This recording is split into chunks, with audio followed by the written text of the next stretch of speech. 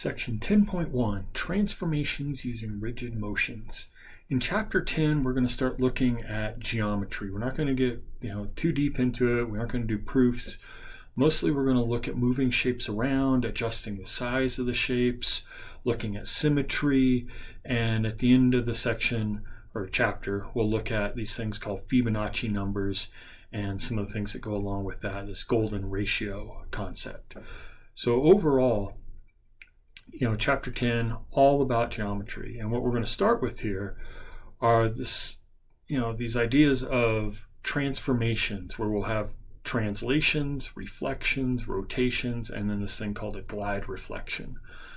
So overall, these things are known as rigid motions. And a rigid motion is when an object is moved from one location to another and the size and shape of the object have not changed. So for example, if you were to take this triangle and then move it over here, if it's a rigid motion, then this triangle will not change shape or size. So it's the same exact thing. You're just moving around. I like to think about it like, if you've ever had a kid, or when you were a kid, if you had those little shape blocks and they get moved around a lot when you're a kid, they're all over the floor, your parents step on them, or maybe you as a parent have stepped on them, and those little shapes, as they're getting moved around, thrown around the floor, wherever they end up, car floor, they aren't changing size and shape necessarily, unless they're just having some sad days and the child is being extra tough on them. But most of those shapes, they're just moved around. They haven't changed size, they haven't changed shape. So rigid motion. So the concept of size and shape remaining the same is called congruency. So two figures are congruent if and only if there exists a rigid motion that sets up a correspondence of one figure of the image as the image of another. So side lengths remain the same and interior angles remain the same. This is the important thing to understand, that last little part there. Side lengths remain the same and interior angles remain the same. So you're going to have what's known as a pre-image and then an image, and this if and only if, that just means that when two figures are congruent, then there's a rigid motion that sets up the correspondence. And on the flip side, you go backwards, say, well, if there is a rigid motion that sets up this correspondence of one figure as the image of another, then the two figures are congruent. So it's kind of like a two-way street, where a double implication, where this implies this and this side implies this side. That's all if and only if means. It's fancy proof speak for math.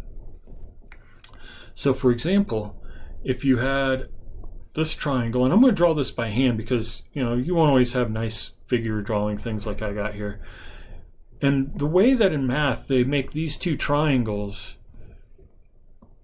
be indicated to be the same, where their lengths are the same, interior angles are the same, is they will draw these little angles in here, and then they use tick marks. And you may have seen this before, where they'll say, okay, this side is one tick mark, this side is also one tick mark. And by using one tick mark, even though my drawing is terrible, it lets people know that, oh yeah, those two sides are supposed to be the same. And we would do a similar thing with the angles, where it's like, okay, one tick mark here, this angle over here with one tick mark, it's got the same. And then maybe I'd use this angle, two tick marks, to show that it's different than the one tick mark angle, but the same as any other two tick mark angle. And I'll do the same thing with the side. So angles and sides are different, of course, so that's why I can use the same amount of tick marks for a side and an angle, but they are distinctly different things. These two tick marks on the sides are only saying that the sides are the same. The two tick marks on the angles are only saying the angles are the same. And then we would go maybe up to 3 tick marks here to show that these two angles are the same, and then 3 tick marks here to show that these two sides are the same. So by using those tick marks, you can get over the fact that maybe you're not the best artist, and that these two, indicate that these two are actually congruent. So that's basically the idea behind congruency. Same sides, same interior angles after things have been moved around. So if a shape is moved by a transformation and ends up where it began, then it is an identity motion. So you take your, kid's toy triangle block or whatever, starts out in a drawer in their room or in their toy chest, and then it goes on a journey, maybe to school, in the car, and then eventually it comes back, ends up in the toy chest, and maybe magically at the same exact spot in the toy chest as where it left from. That would be an identity motion. And the identity motion is just a rigid motion that moves an object from its starting location to exactly the same location. So, what I just described there with the kid's toy, is a little bit more for what we're doing here. It's a little bit more precise, but the idea is that in the rigid motions, you start and end at the same place, basically. And it's as if the object has not moved at all. So when an object is moved to a new location, we do label the key points as follows. So again, another triangle here, because those are easy shapes. You'd have like A, B, and C, and then you move it over here to this new place through a rigid motion, and you have A prime, B prime, and C prime. Excuse me. And you may think that is, that's A apostrophe. But no, in math, that little apostrophe is pronounced prime. So this is A prime. And then you have B prime and C prime. We won't have Optimus Prime, but anyway. You do got the A, B, C, and other letters if they're labeling these key points, usually the corners or vertices of the shape. So we're going to see 4 rigid transformations in this class, and the first one is just what's known as a translation. And a translation of an object moves the object along a directed line segment called a vector V for a specific distance in a specified direction. So in a sense, I've already done that up here. And this is not quite as precise as we'll see when we get into the actual graph paper examples, or when you get onto the derivative homework stuff, but this arrow here, this would be a vector, and it's telling me, hey, I'm taking this shape, moving it this far in that arrow pointing direction.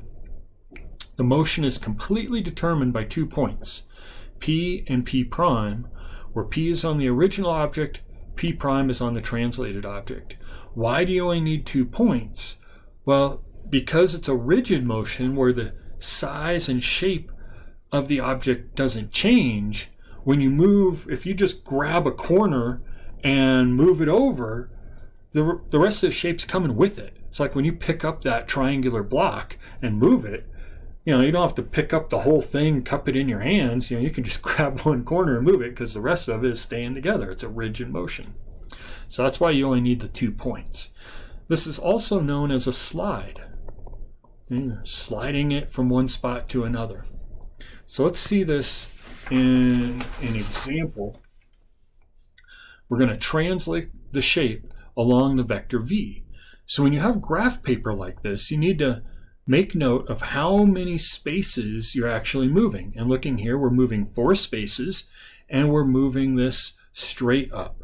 So this little corner here, it's going to go 1, 2, 3, 4 up, and you'll get to here. So if this was A, this would be A prime right up there. This corner down below is going to move up 4 and end up right here.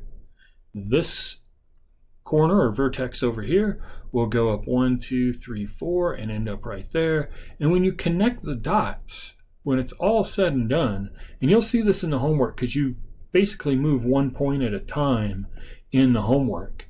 But when it's all said and done, it's a rigid motion, so the size and shape should be maintained. So this would be the image after your slide or translation. The properties of a translation, it's completely determined by 2 points. As you saw here, I moved A up to A prime. The whole rest of the shape came with it. It has no fixed points, i.e. all points move. Everything moves. It has an identity motion of negative v. This vector here that took us straight up 4, if I did negative v, it would bring me straight down 4. So I'll draw this over here just to show it. If we were to put this in play, if we had negative v, it would bring us straight down and basically bring us right back to where we started. It's the same length as v, but in the opposite direction, which is kind of what I drew in that little example there. All right, so that's basically all there is to a translation. Slide the shape based on the direction and length of the arrow or vector that's given. All right, so for a rotation, and for this, let's see, I don't want to run out of time, so I'm actually going to stop this one a little early, just in case. So we'll pick up with this in part 2, the rotation.